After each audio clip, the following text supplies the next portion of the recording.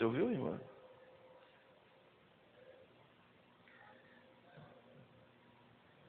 Diga comigo assim: o sangue de Jesus tem poder.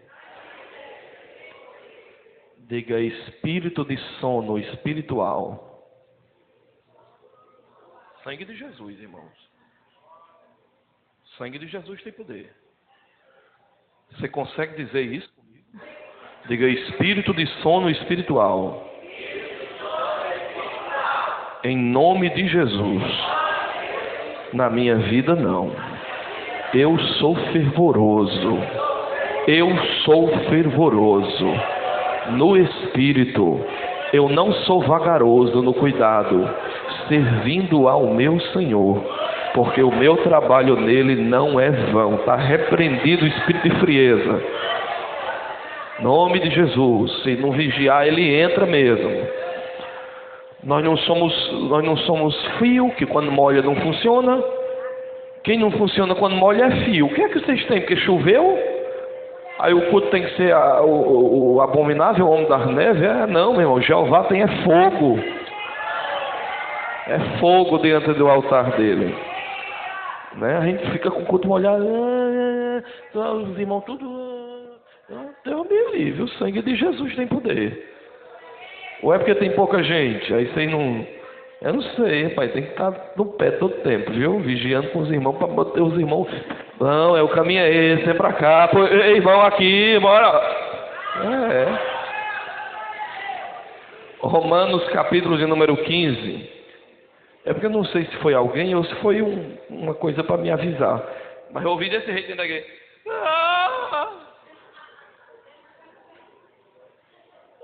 Ouviram, não? Algumas pessoas ouviram.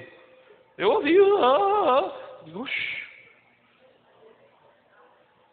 Sangue de Jesus tem poder. Glória a Deus. Romanos capítulo 15, versículo de número 4. Diz somente assim a Escritura: porque tudo quanto dantes foi escrito para nosso ensino foi escrito, para que pela paciência e consolação das Escrituras tenhamos esperança.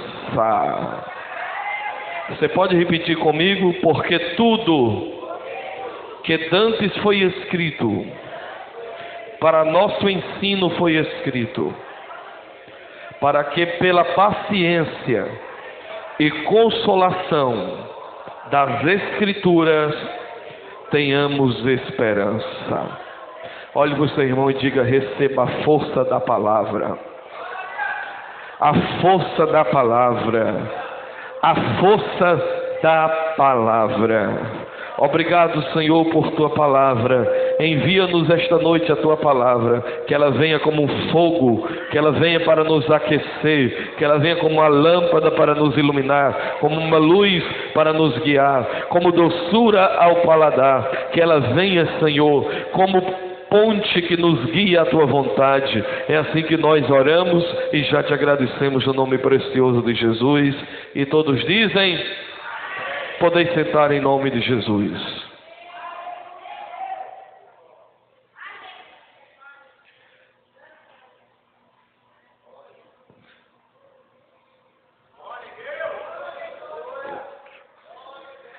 É bênção.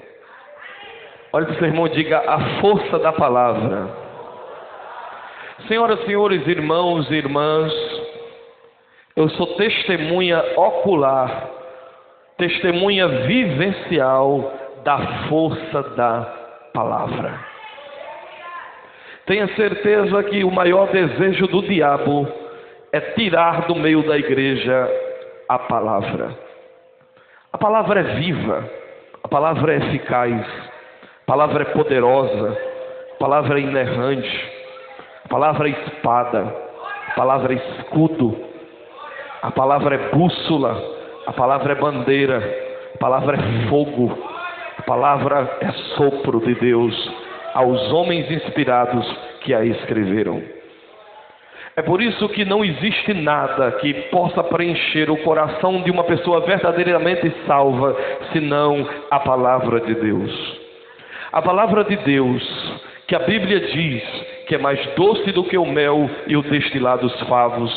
Esta palavra que varou séculos e milênios e chegou até nós, ainda hoje é poderosa para apresentar todo homem e mulher perfeito diante de Deus, porque ela é digna de toda a aceitação. Ela entra nas choupanas e nos palácios e promove salvação, edificação, restauração e transformação.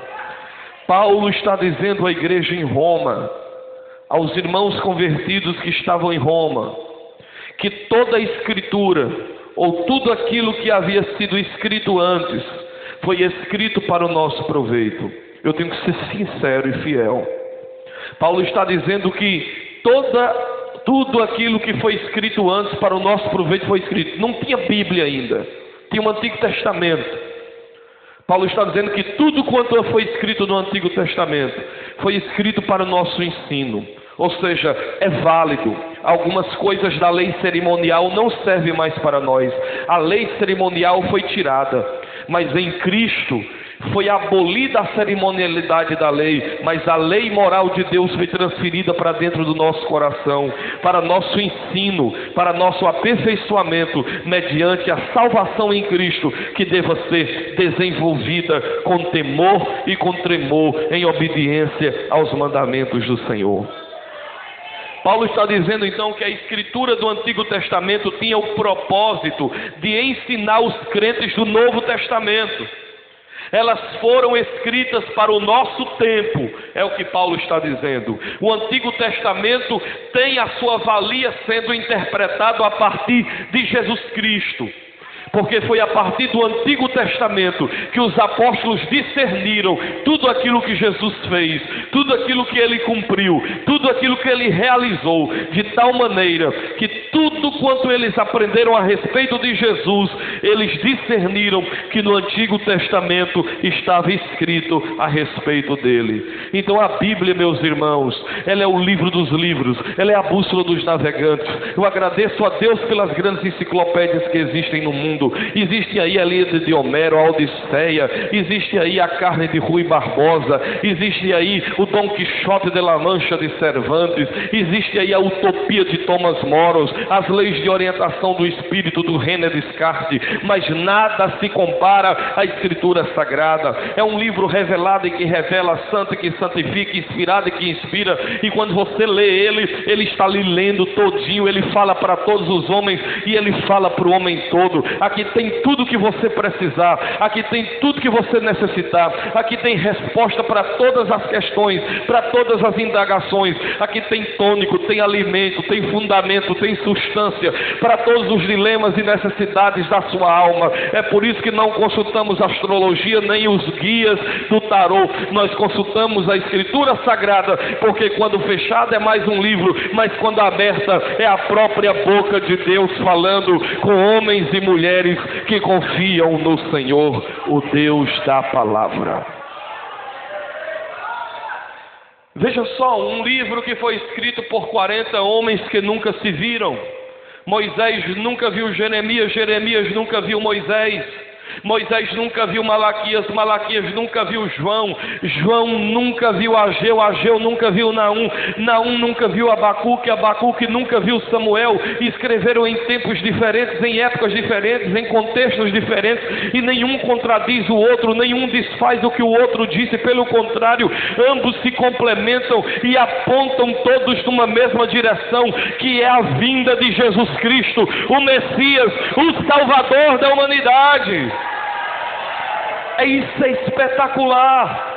Ela tem a biologia da vida, a geografia da alma, a alquimia da física, das grandes transformações, tem a estrela da astronomia, tem a rocha da geologia, tem o alvo verdadeiro para todo aquele que peregrina. A Bíblia tem, irmãos, até mesmo gramática que se conjuga no verbo de Deus que se fez carne e habitou entre nós, Jesus de Nazaré, o Filho do Deus vivo. A Bíblia é o único livro que quando você lê, o autor dela está presente, ele está aqui hoje, velando por sua palavra e dizendo: ela não voltará para mim vazia, antes cumprirá o propósito pela qual eu a enviei.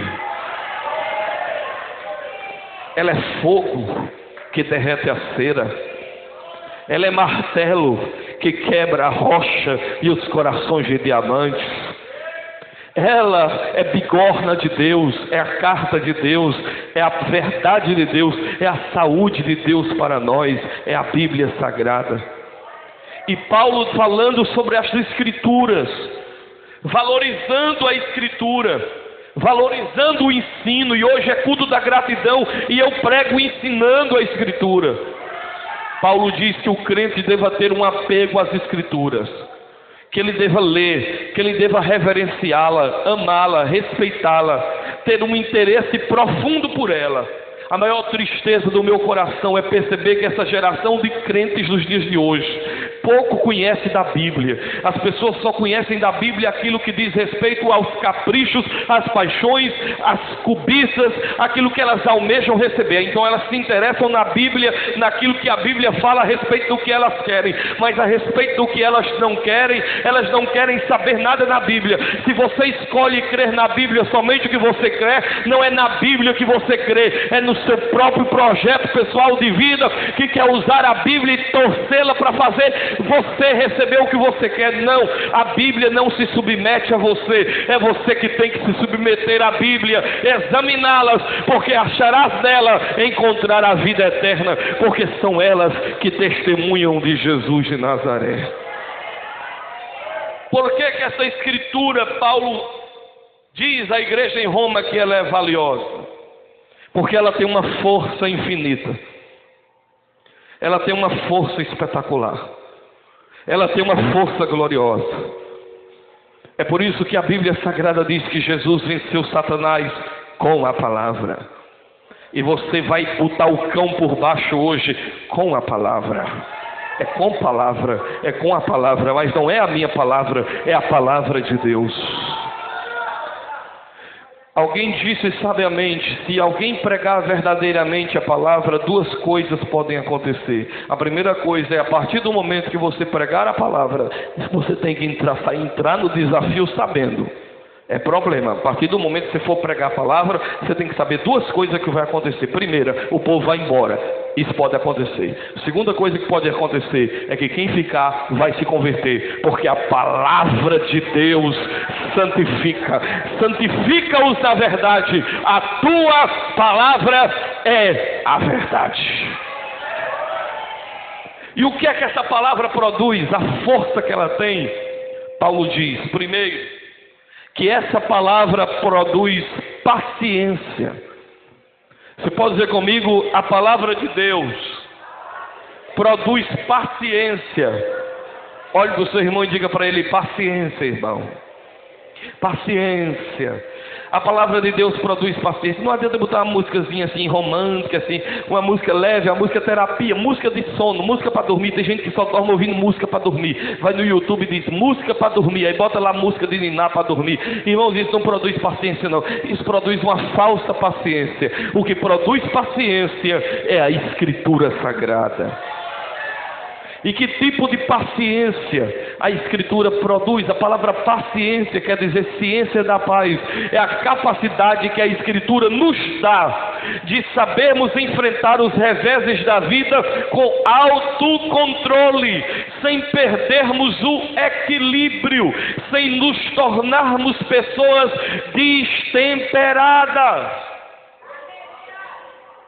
Porque existe a falsa paciência de gente que aparentemente por fora é paciente, mas a paciência estereótica dela é apenas parte do caráter da pessoa, do temperamento da pessoa, mas por dentro ela está totalmente descontrolada, destemperada, azedada, entristecida, porque o jeito dela por fora de calma é só por fora, porque o temperamento dela é uma pessoa melancólica, mas a verdadeira paciência, meus irmãos, é o que nos mantém de pé, como um carvalho plantado no deserto, que o vento bate, ele parece que vai cair, mas permanece de pé e com controle sobre si mesmo.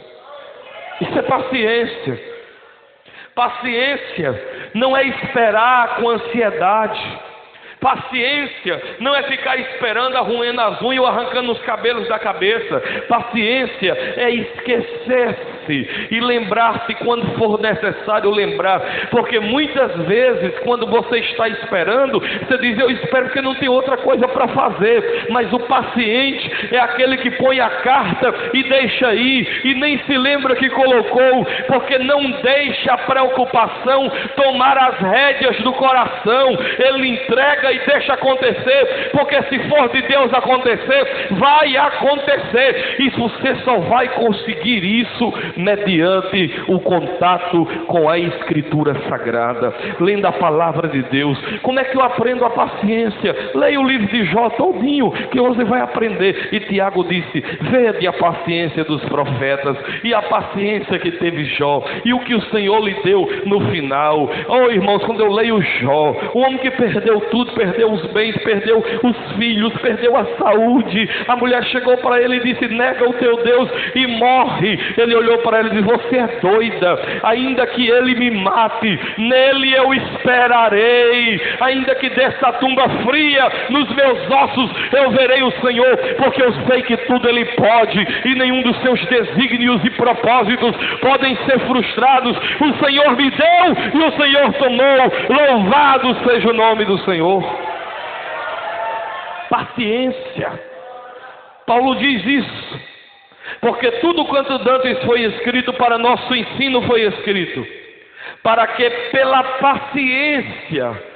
Quando eu lembro de José, irmãos, José sonhou, e veja o que foi que José passou. Foi vendido, foi jogado num poço, foi vendido como escravo, foi acusado de estupro e jogado dentro de uma prisão. E o que foi que aconteceu? Passaram-se 13 anos, e ele esperou, porque recebeu uma palavra de Deus no coração, de um sonho que Deus colocou dentro dele, que um dia o sol e a lua e as estrelas vinham perante ele. E nunca se viu um Deus como este, que trabalha para aqueles que nele esperam. Você precisa pedir a paciência de Penélope. Lembra de Penélope, da lenda grega, que o seu amado foi para a guerra e não voltou, e passaram-se anos, e ela fazendo crochê, e vinham homens tentando galanteá-la e dizer: teu marido morreu, fica comigo, eu vou cuidar de você. E ela fazendo crochê, dizendo: ele vai voltar, ele vai voltar, ele vai voltar, e ele vai voltar. E um dia a lenda se cumpre, ele volta e ela está esperando por ele. Tenha paciência, tenha paciência, tenha paciência, porque o Deus que alimenta as suas esperanças não vai permitir que você se frustre, porque Ele é responsável por aquilo que Ele faz nascer no seu coração. Tenha paciência. Lembre-se de Davi. Davi também é um exemplo de paciência. Foi ungido rei, mas teve que perambular, peregrinar, enfrentar todo tipo de tumulto, para na hora certa, no tempo de Deus, ele assumir o reinado. Mas outro exemplo de paciência é Jesus de Nazaré. Que paciência tem Jesus até hoje, contigo, comigo, com cada um de nós. Somos trabalhosos, inconstantes, irmãos, somos às vezes queremos, às vezes não queremos. Um dia dizemos que Ele é tudo para nós, outro dia a gente vive, não se lembra nem dele, e mesmo assim Ele permanece tendo paciência comigo e com você. Deus é paciente, e a paciência de Deus é chamada de longanimidade. O que é longanimidade? É um ânimo longo. Ele não desiste fácil de você, a não ser que você o negue, porque a Bíblia diz que ainda que tu sejas infiel, Deus permanece fiel, mas se tu negá-lo, Ele também te negará. Porque negação é a decisão de por si mesmo dizer: eu não quero, eu não desejo, eu não quero mais. E aquele que o negar diante dos homens, ele também o negará diante do Pai. Mas enquanto o homem disser isso, eu nego, ele nega. Mas a partir do momento que o homem diz: Senhor, me perdoa, eu me arrependo, ele diz: filho meu, dai-me o teu coração. Louvado seja o nome do Senhor. Paciência. Se tem uma coisa que a verdadeira Escritura, a verdadeira leitura da Escritura, a verdadeira pregação da palavra, ela produz no coração do homem e da mulher que é salvo, é que ela produz paciência. Não venha me dizer, irmãos, que você é crente porque você sabe o versículo decorado, mas se você é uma pessoa paciente. Paciente. Se você tem a capacidade de esperar no Senhor. Esperei com paciência no Senhor, e Ele ouviu o meu clamor e se inclinou para mim, me tirou de um charco de lodo e colocou-me os meus pés sobre uma rocha. Louvado seja o nome do Senhor. Nós vivemos num tempo que ninguém tem paciência para nada. As horas são marcadas, agendas tudo lotada. A gente muitas vezes não tem tempo mais nem para comer. O dia acaba tudo depressa porque a gente tem um dia e tem um tempo e tem umas horas e tem as agendas totalmente preenchidas, tudo marcado. E cada vez mais as pessoas estão morrendo cedo por falta de paciência.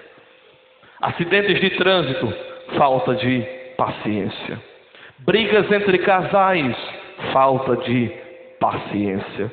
Desentendimentos entre pais e filhos, falta de paciência. Então a paciência é algo que a Escritura Sagrada, mediante a sua força, quer gerar dentro de mim e de você. E quando você notar que você está paciente, tenha certeza, é a palavra de Deus que está agindo na sua vida, gerando em seu coração paciência. E aí você diz, olha, hoje em dia eu suporto coisas que antigamente, naturalmente eu não suportaria. Olha, eu engulo hoje sapos que antigamente eu não engoliria. Eu empasso cada uma. Que tem gente que diz, tu tem sangue de barata? Tenho não, de barata não, mas eu tenho o sangue de Jesus de Nazaré, o Cordeiro que quando provado não abriu a sua boca. Paciência em quê? Paciência em toda designação da vontade divina. Eu tenho que ter paciência para esperar o tempo de Deus, a vontade de Deus. Eu tenho que ter paciência para saber a decisão certa a tomar, porque o louco se precipita, mas o sábio espera no Senhor. O louco diz, eu vou fazer. O sábio diz, se o Senhor permitir. Eu preciso ter paciência na perseguição humana, naquele que se levanta contra mim, naquele que está se levantando contra você na empresa, no trabalho. Tenha paciência. Você tem que ter paciência na oposição satânica, nos espíritos estranhos que estão se levantando contra você, nos diabos que vêm contra você todos os dias. Tenha paciência. A Bíblia diz, resistir. Resistir é eu vou ficar aqui, não vou sair. Quem quiser, eu não saio daqui, bicho ceboso. Eu não saio daqui, bicho feio. Eu pus o meu pé aqui e eu vou ficar, porque o Senhor está comigo neste lugar. Resistir o diabo na fé e ele fugirá de vós. Não deixe o diabo gerar impaciência em você, não. Ele é que vai ficar impaciente e vai dizer, eu não aguento mais. Está com 1 ano que eu espero ele cair e ele não cai. Está com 2 anos que eu espero ela cair e eu não aguento mais, ela não cai mais. E ele vai ficar doido, vai ter que tomar remédio, mas você não vai dar gosto ao cão. Você vai esperar no Senhor. Paciência em oposição aos ataques de Satanás. Tenha paciência. Paciência nas provações, nas guerras, nas crises, na falta muitas vezes de um dinheiro para pagar a conta, de um emprego, de uma porta aberta. Tenha paciência. Tenha paciência.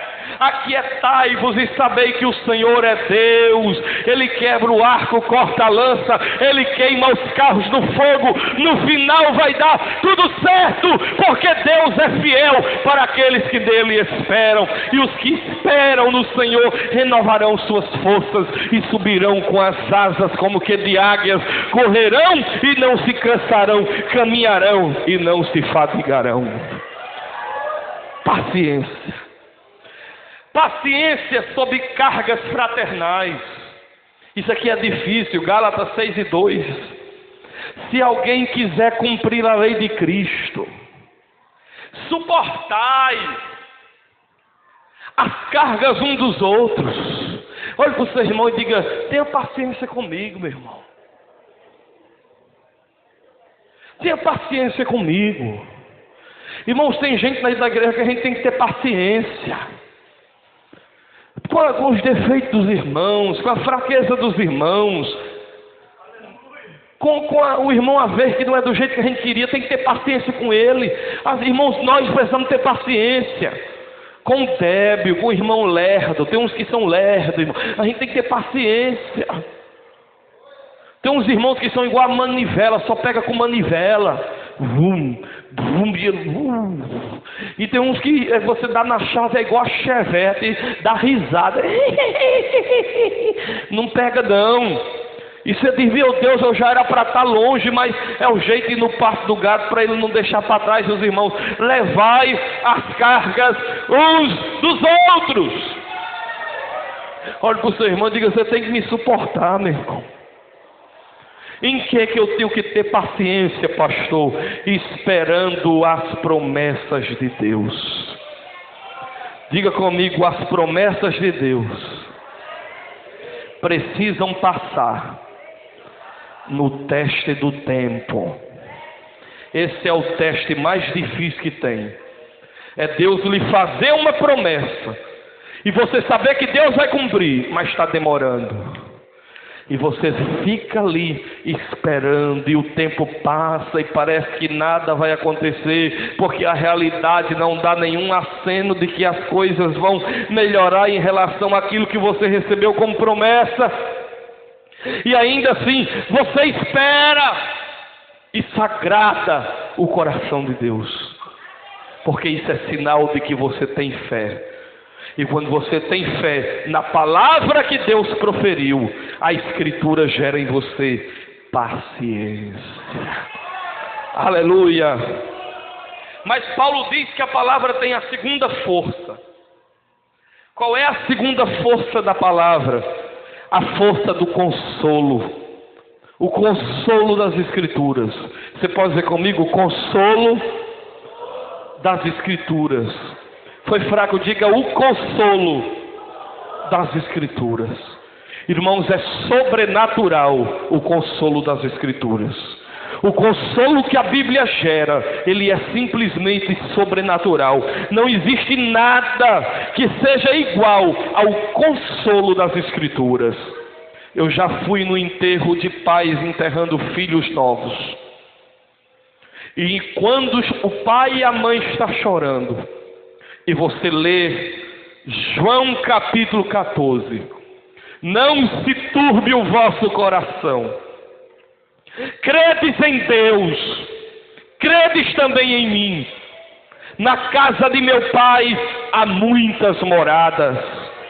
Irmão, sai o choro e o pai começa a ter um sorriso. E você começa a dizer: olha, a Bíblia diz que um dia nós iremos nos ver. E o seu filho que morreu, um dia você vai se encontrar com ele novamente na eternidade. Irmãos, não existe nada que console mais do que isso. O Espiritismo diz: olha, dê a Deus ao seu filho, porque ele morreu e vai reencarnar. E na outra vida você não vai saber quem é ele, nem ele vai saber quem é você. Então não tem mais jeito. Mas a Bíblia Sagrada diz: não, morreu, vai para os braços do Pai. E quando você morrer, sendo salvo, vai para os braços do Pai. E você vai reconhecer o seu ente querido e vai estar com ele. Irmão, se isso não gerar consolação no crente, ele não é crente, ele é ateu. Tem gente que só crê no material, ele é ateu, irmão. Tem ateu evangélico. Ele só tem esperança aqui. O homem que espera em Jesus só aqui, ele é um miserável.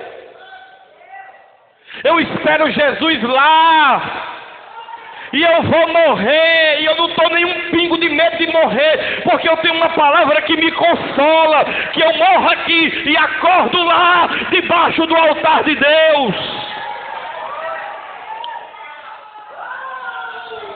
Consolo. Consolo das Escrituras. Que consolo é esse? É um consolo, irmãos, que nos eleva acima do medo. Você pode dizer comigo, um consolo que me eleva acima do medo. Eu não tenho medo mais de nada, nem de alma penada, nem de encruzilhada, nem de rasga-mortalha, nem de passar debaixo de escada. Eu não tenho mais medo de cordão de 3 dobras, de galho de arruda, de pé de comigo ninguém pode, de passar meia-noite debaixo de um pé de ouriçica. Irmãos, eu não tenho mais medo de galinha encruzilhada. Se eu tiver com fome e não tiver onde comer, eu como a luz de velas e dou graças a Deus. Eu não tenho mais medo da morte, nem do inferno, nem de Satanás. Por quê? Porque eu aprendi pela Bíblia que contra Israel não vale adivinhação, nem encantamento, e a palavra de Deus é verdadeira. Ela me eleva acima do medo. É por isso que no Salmo, irmãos, Salmo 96, eu vou ler para vocês. Salmo 96, versículo 1 a 3 está escrito: cantai ao Senhor um cântico novo, cantai ao Senhor todos os moradores da terra, cantai ao Senhor, bendizei o seu nome, anunciai a sua salvação de dia em dia, anunciai entre as nações a sua glória, entre todos os povos as suas maravilhas, porque grande é o Senhor e digno de louvor, mais tremendo do que todos os deuses, porque os deuses dos povos são coisas vãs, mas o Senhor fez os céus. Glória e majestade estão ante a sua face, e força e formosura no seu santuário. Dai ao Senhor famílias dos povos, dai ao Senhor glória e força, dai ao Senhor a glória devida ao seu nome, trazei oferendas, entrai nos seus atos, adorai ao Senhor na beleza da santidade, tremei diante dele todos os moradores da terra, porque o Senhor é tremendo, e com ele eu não tenho medo de nada. Eu não tenho medo do que pode me fazer o homem, eu não tenho medo do amanhã, eu não tenho medo do futuro, eu não tenho medo da morte, eu não tenho medo do diabo, nem do cão, nem da mulher do cão, nem da mãe do diabo. Eu não tenho medo de ninguém, porque o Senhor me salvou e eu confio na sua palavra. Aplauda Jesus de Nazaré, irmão.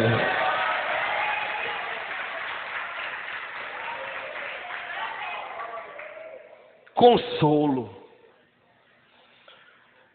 Consolo que me livra do medo. Consolo que me faz pensar pouco nas coisas transitórias. Você pode dizer comigo, um consolo que me faz pensar pouco nas coisas transitórias. Irmãos, se eu pudesse, eu vivia dentro de um quarto que só cabia eu passando. Eu dormiria numa rede velha com ventilador. Eu comeria num canto hoje, eu viveria de qualquer jeito. Eu só não vivo assim hoje por causa de filho de mulher.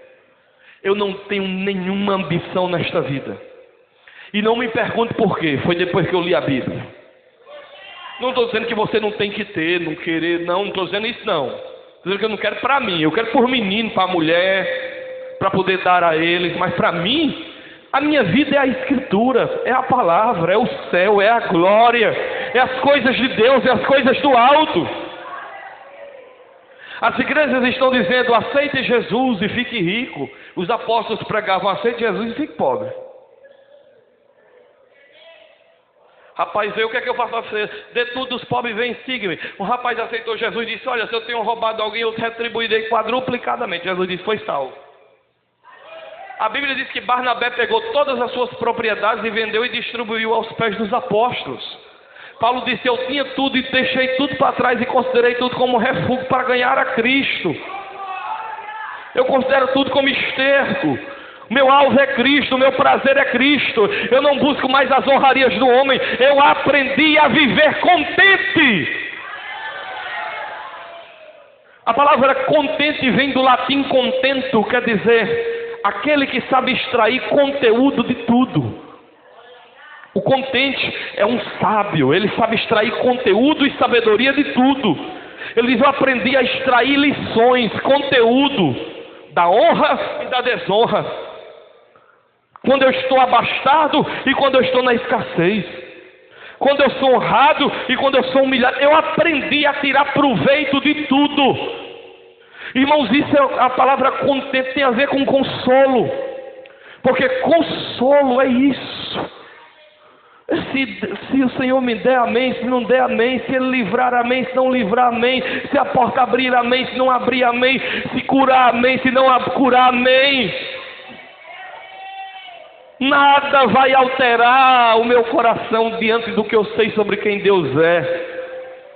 Eu estou consolado. Você sabe qual é um dos maiores perigos do fim dos tempos? É um vírus invisível. Eu vou pregar um dia sobre esses 3 vírus que está no mundo invisível. E Jesus falou: cuidado para que os vossos corações, está em Lucas isso aqui, cuidado para que os vossos corações não fiquem sobrecarregados das cargas. Olha aí, das cargas, da luxúria, das embriaguez e das preocupações com as coisas desta vida. Jesus não disse: cuidado para você não praticar luz, não. Ele não falou de prática, ele falou de carga.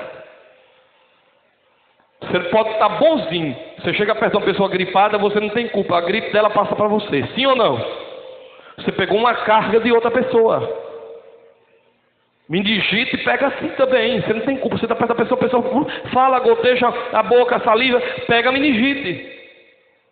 O que Jesus está dizendo é que viver nesse mundo, você vai ter que respirar todo dia, por causa da multidão, milhões de pessoas praticando, vivendo, querendo todos uma mesma coisa: poder, riqueza, todo mundo diz poder. E você entra nesse mundo, você está respirando isso. O que Jesus disse é: cuidado para estas cargas invisíveis, de energias psíquicas, que todo mundo está, eu quero. Quem é o brasileiro? O povo quer ser rico. E essa energia pode sobrecarregar seu coração, e você pode perder a visão do céu e se afligir querendo coisas. Aí vem o Consolador no coração do crente e diz: olha para aquilo ali. Estou olhando, Senhor. Olha bem, está vendo tudo isso? Um dia tudo isso vai virar lama. Um dia tudo isso aí vai virar pó. Está vendo essa riqueza aí? Um dia vai virar nada. Vai virar pó. Meu filho, coloque o seu coração nas coisas que o ladrão não rouba, a traça e a ferrugem não corrói. Aí você consola o coração.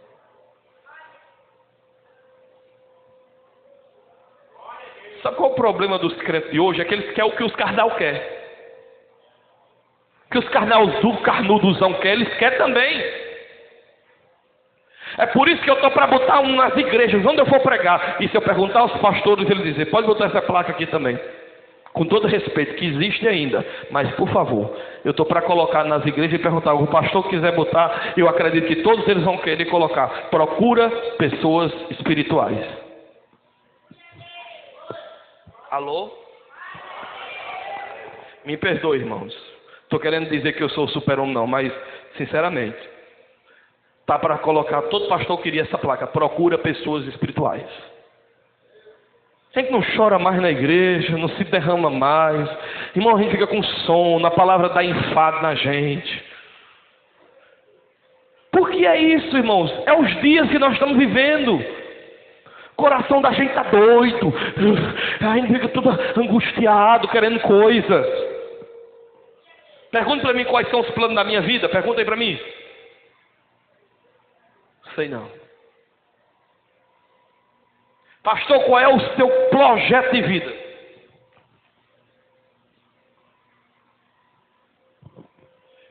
Só vivo na obra, pregando.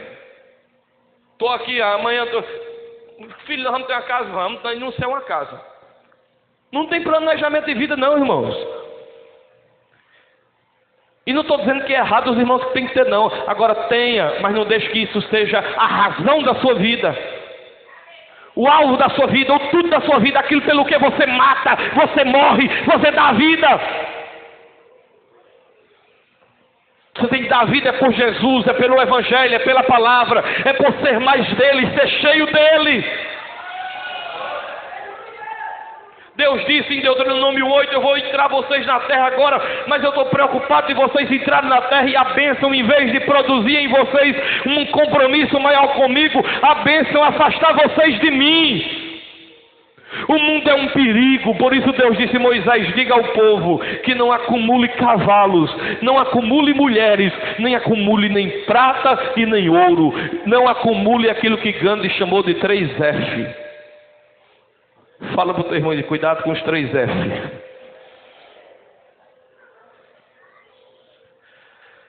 Fortuna, fama e fêmea.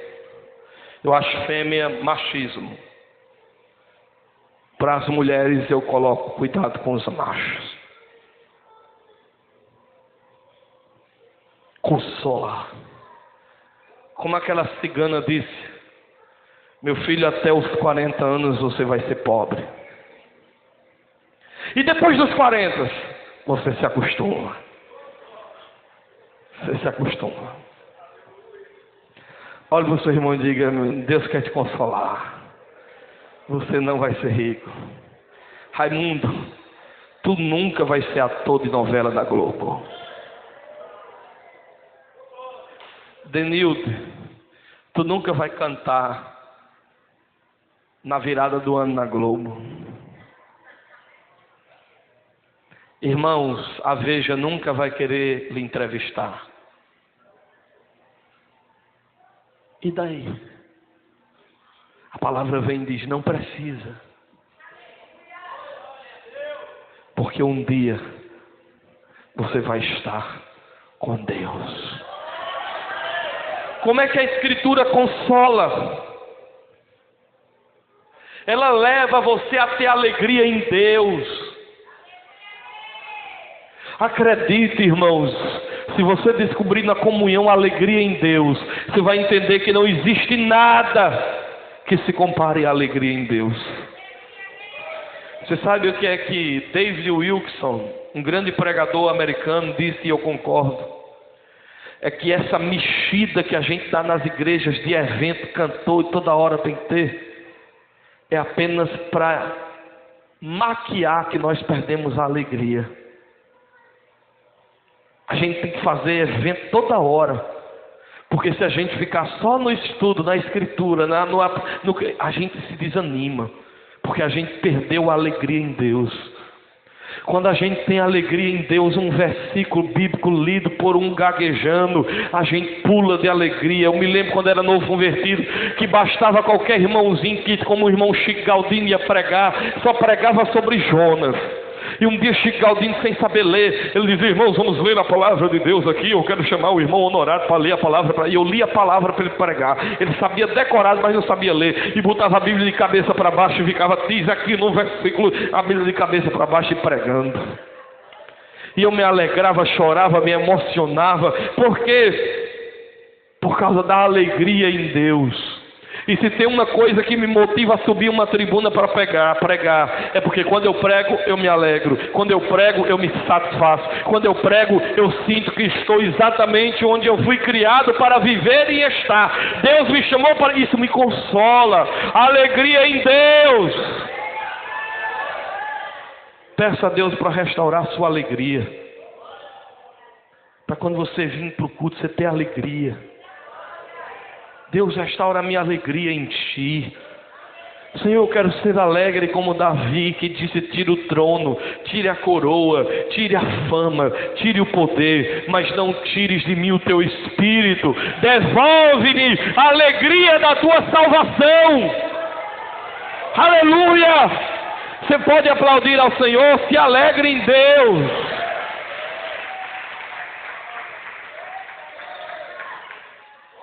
Aí eu vejo, Enoque andou com Deus, e Deus o tomou para si. Abraão, Deus disse, eu sou teu escudo e teu galardão. Deus disse, Davi, eu sou o teu refúgio e a tua fortaleza. Todos estes homens, irmãos, se alegravam em Deus, e Deus os consolava. E Jesus disse, olha, eu não vos deixarei órfãos, eu vos enviarei o Consolador, o Espírito Santo da verdade, que nos assiste em nossas fraquezas. E quando nós não conseguimos orar, Ele intercede por nós com gemidos inexprimíveis. E aí você diz, como é que pode o irmão Ramberson, que perdeu o filho, e eu cheguei lá, ele deu um sorriso e me abraçou. Pastor, ele estava usando algum psicotrópico, algum calmante? Não. Mas o poder do Espírito Santo, ele age nessa hora. Por isso eu quero esse poder na minha vida. Não só para pular, para gritar, para sapatear, para virar rodando, para derrubar a cadeira. Eu quero esse poder na minha vida, para quando chegar o dia mau, Ele me dá a estrutura de eu saber. As coisas deste momento não podem ser comparadas com a glória que em nós há de ser revelada. Mas em terceiro lugar, para a gente terminar, a força da Escritura é que ela produz esperança. Você pode dizer comigo, esperança. Você tem esperança, você vive com esperança. Elas geram esperança em nós. Esperanças de que a Escritura gera em nós, por exemplo, esperança de salvação. Quando a Bíblia diz esperança de salvação, não é porque nós não já estejamos salvos. Mas, irmãos, a nossa salvação, apesar de já estar em nós ainda estamos desenvolvendo-a. Ela ainda não está completa. Ela ainda vai ser completada. Por quê? Porque nós ainda estamos nessa carne. É por isso que eu digo sem medo, o melhor de Deus ainda está por vir na sua vida. Aí tem gente que diz, mas o melhor de Deus já veio, o melhor de Deus é Jesus. E tu já viu Ele envenenado? Tu já está no céu? Tu já está livre do pecado? Já está no corpo glorificado? E o céu não vai ser melhor do que aqui não? Vai! Então o melhor de Deus ainda está por vir. E eu tenho esta esperança de que o que é corruptível vai se revestir de incorruptibilidade. Que eu posso até descer ao pó, mas o meu corpo não vai ficar no pó. Eu tenho a esperança de que eu vou ressuscitar. A ressurreição dos mortos é uma realidade. Se alguém aqui perdeu um parente crente, tenha certeza, você vai reencontrá-lo no grande dia do Senhor. Esperança da salvação, como diz 1 Tessalonicenses, capítulo de número 5, versículo de número 8, eu vou ler para vocês, 1 de Tessalonicenses, capítulo 5, versículo 8, mas nós que somos do dia, sejamos sóbrios, vestindo-nos da couraça da fé e do amor, e tendo por capacete a esperança da salvação. Olha aí, esperança de sermos salvos. A Bíblia gera isso em nós. 1 Tessalonicenses, capítulo de número 5, versículo de número 8. Mas nós que somos do dia, sejamos sóbrios, vestindo-nos da couraça da fé e do amor, tendo por capacete a esperança da salvação. Porque João diz, filhinhos, agora somos filhos de Deus, mas ainda não é manifestado o que nós haveremos de ser. Mas quando Ele vier, nós seremos como Ele é, porque nós o veremos como Ele é. Louvado seja Deus. Quem tem esperança disso ainda na alma? De vê-lo, de ver Ele. Você está entendendo, irmão? Olhe para a sua mão aí, olha aí. Olhe para a sua mão, diga: eu vou vê-lo como ele é. Diga: eu vou tocar nele. Diga: e eu vou ser como ele é. Tenha esta esperança, porque Cristo em vós é a esperança da glória. Que esperança é essa? Nós temos esperança, a bendita esperança da manifestação de nosso Salvador. Como diz a Bíblia Sagrada em Tito capítulo 2, versículo 13. Tito capítulo 2, versículo de número 13. Tito capítulo 2, versículo de número 13, nos diz assim: estamos aguardando a bem-aventurada esperança, o aparecimento da glória do grande Deus e nosso Senhor Jesus Cristo. Aleluia. Pastor, qual é a minha esperança? Pastor, a minha esperança é de ganhar no Totolec. A minha esperança é de ganhar na Mega Sena, e tem uns que até no jogo do bicho. A minha esperança de casar com uma mulher bonita, a minha esperança de ser rico, a minha esperança de ser poderoso. Ah, meu irmão, você pergunta por um crente que está afinado com a Bíblia, afinado com a palavra, afinado com a Escritura Sagrada e com seus valores. Pastor, e aqueles que não sabem ler? Oh, meu irmão, aqueles que não sabem ler têm ouvido e têm coração. Não é bem-aventurado só quem lê, não, irmãos. É bem-aventurado quem lê, quem ouve e quem guarda. Não adianta ler e não guardar, e não adianta ouvir e não guardar. Agora, não adianta ouvir nem guardar e não praticar. Tem que ouvir, ler, guardar e praticar. Aí se você for hoje num culto da vitória nas outras igrejas, ele está: eu estou vendo aqui agora uma chave na tua mão. Deus vai te dar vitória, irmão. Deus vai mudar a tua vida, irmão. Deus vai mudar essa situação. Deus vai te dar dinheiro, irmão. E os irmãos tudo: oh, glória! Aí eu olho para a Bíblia e não vejo isso. Olha qual é o assunto de Paulo. Vou ler do verso 11. Porque a graça de Deus, olha aí, começa logo com a graça de Deus, se há manifestado, trazendo salvação a todos os homens.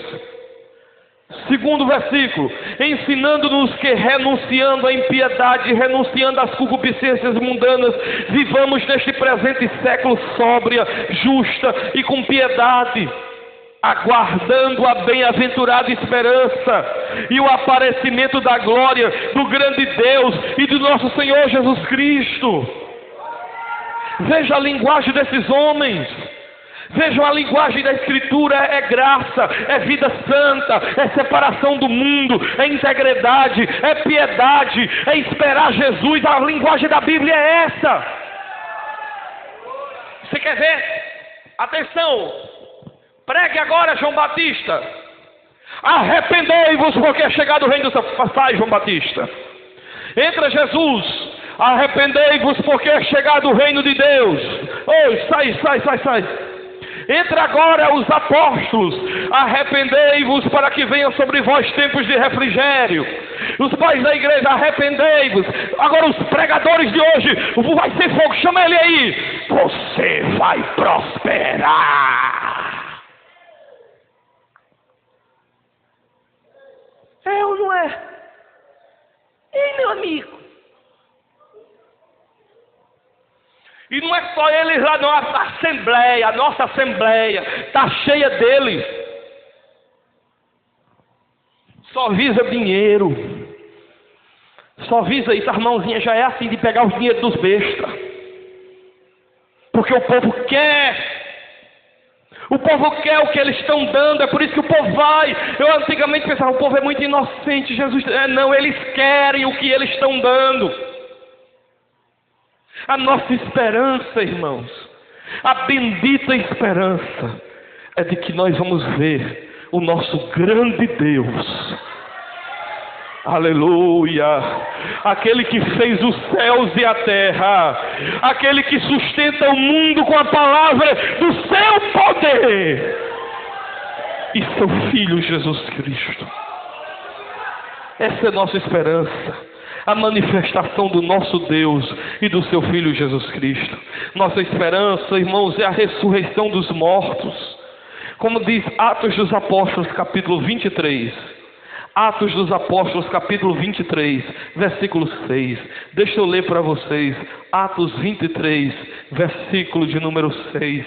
Nos diz assim a Escritura Sagrada: e Paulo, sabendo que uma parte era de saduceus e outra de fariseus, clamou no conselho: varões, irmãos, eu sou fariseu, filho de fariseu, no tocante à esperança e ressurreição dos mortos, é que eu estou sendo julgado. Meu Deus, meu Deus. Qual é o assunto de Paulo, irmão? Qual é o assunto de Paulo, irmãos? Voltemos ao Evangelho, irmãos. Qual é o assunto de Paulo? Não é dinheiro, porta bem. O assunto de Paulo é a esperança, a ressurreição dos mortos. Paulo estava pregando o quê? Que Jesus ressuscitou. Ele estava pregando o quê? Que Jesus Cristo está vivo. E Paulo disse: é por causa disso que eu estou sendo julgado. Paulo estava perante o sinédrio, sendo acusado. E Paulo disse: olha, eu só estou aqui. E eu sei que aqui tem fariseu e tem saduceus, mas eu estou aqui como filho de fariseu. Eu sou fariseu, filho de fariseu, e no tocante à esperança e ressurreição dos mortos é que eu sou julgado. Perceba que o assunto destes homens eram estes. Eles não amavam a sua própria vida. Eles nada tinham a sua vida por preciosa. Eles eram amantes do mundo vidouro. E nós não podemos permitir que os nossos apegos a estas coisas desta vida se tornem maiores do que o nosso compromisso com a eternidade. Quem pensou que Jesus pode voltar hoje? Irmãos, pelo amor, já ia dizer pela hóstia consagrada. Ninguém pensou isso não, irmãos. Se foi um gato pingado de 2 ou 3. Eita, Jesus pode voltar hoje. Quem é que pensou nisso, irmãos? O mundo está nos engolindo sem nós percebermos. Mas Deus vai trazer um despertamento. As virgens doidas estão dentro da igreja e Deus vai acordá-las, para elas irem atrás do azeite verdadeiro novamente. Mas sabe qual era a esperança desses homens? Era a esperança da glória. Eles esperavam novos céus e nova terra. Colossenses, capítulo 1, versículo 27. Deixa eu ler para vocês, eu sou garçom de vocês. Olha o que diz aí. Vou ler do versículo 26. E o mistério que esteve oculto desde todos os séculos, e em todas as gerações, e que agora foi manifesto aos seus santos, aos quais Deus quis fazer conhecer quais são as riquezas da glória deste mistério entre os gentios, que é Cristo em vós, a esperança da glória. Pastor, como é que eu sei que Jesus está em mim? Uma das características de Jesus em nós é que quando Jesus está em nós, nós temos um desejo pela glória. Nós temos um desejo pelas coisas de cima. Nós temos um apego pelas coisas espirituais. Porque Cristo em mim não é esperança de que Bolsonaro mude para sempre o Brasil. Cristo em mim não é esperança de que o mundo vá melhorar. Como disse o Papa, se vocês não estão sabendo, se informem o que foi que o Papa disse. O Papa disse assim: estamos precisando de um governo mundial com um líder só. Estamos tudo dormindo nós, sem saber. Jesus está voltando, irmãos. Eles já estão falando que precisa o Papa está dizendo que o mundo precisa de um governante só. Quem é esse governante? A Bíblia diz quem é ele: o anticristo, o iníquo, o homem sem lei. Ele vai se manifestar. Mas eu não creio, irmãos, eu sou pré-tribulacionista. Eu não creio que a igreja vai passar na grande tribulação. Tem crente que diz, não, a igreja vai passar na grande tribulação, vai entrar na ira, a ira vai cair, ela vai passar no meio da bagaceira. A Bíblia diz em Tessalonicenses: Deus não nos destinou para a ira, mas para a aquisição da salvação. Eu creio que antes que a ira de Deus caia, Deus vai pegar a igreja e vai fechar na arca Jesus Cristo e vai protegê-la do dia da ira.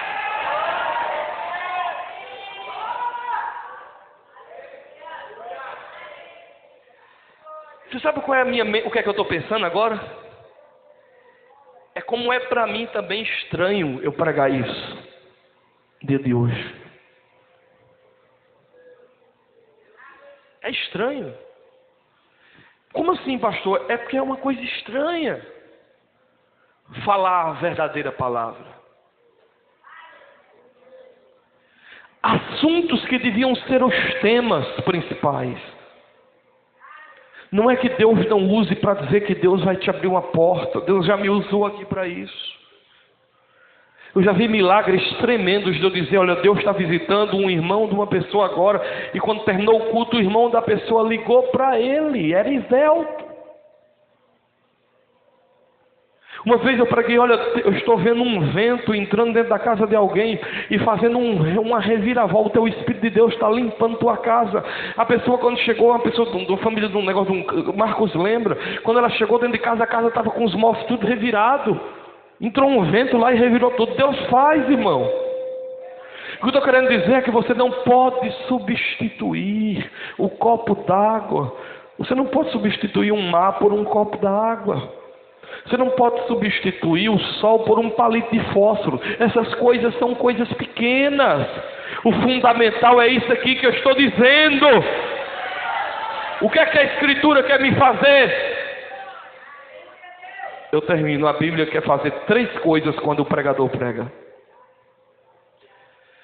Quando um pregador prega, o que é que a Bíblia quer fazer? E eu termino aqui. Primeiro, a Bíblia quer gerar paciência em você. A Bíblia quer gerar consolo ao seu coração. E a mensagem quer gerar esperança dentro de você.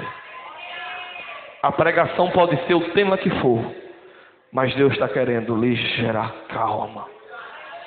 Deus está querendo lhe consolar.